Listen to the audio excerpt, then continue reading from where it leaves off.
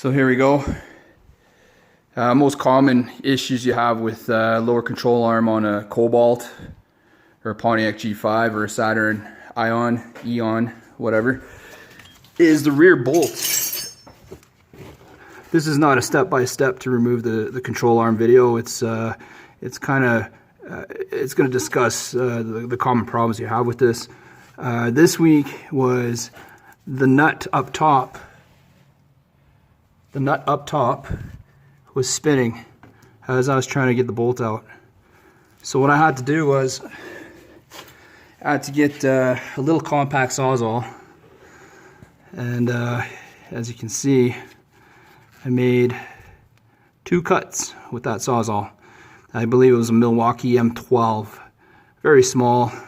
It got right in there, very squishy area. It got in there and I made 2 cuts, and I cut this flap off. It was covering pretty much everything.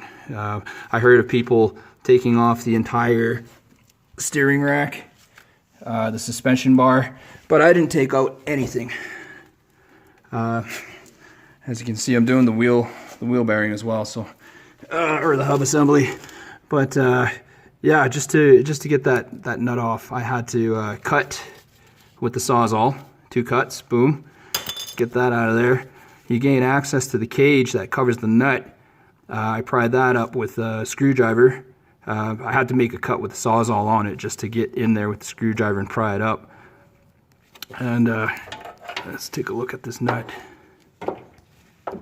Rectangular.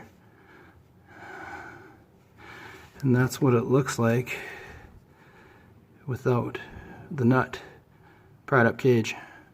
So that's one problem that you get with these lower control arms. The other one that I see most commonly, and I was dealing with it 2 weeks ago, was the cylindrical part inside the bushing there. It gets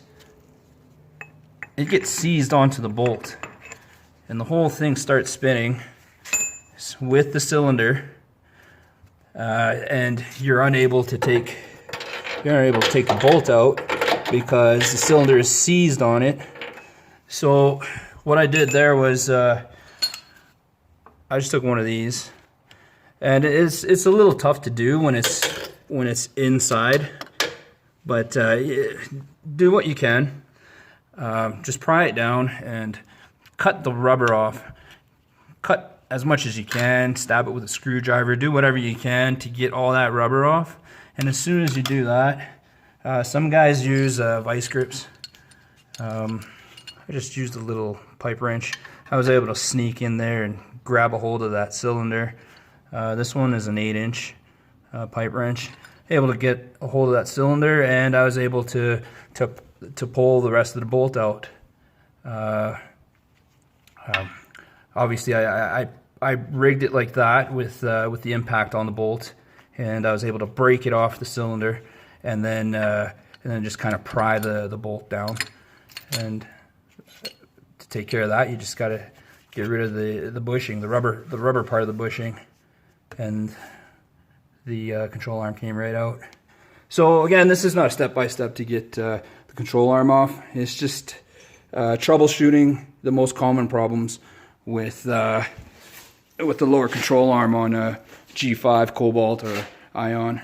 With the lower control arm, it is usually the rear bolt that really messes up. So I hope this helps you. I tried my best to look on YouTube or even on forums for help when I was stuck on this issue or these issues for hours. I hope this video helps you out.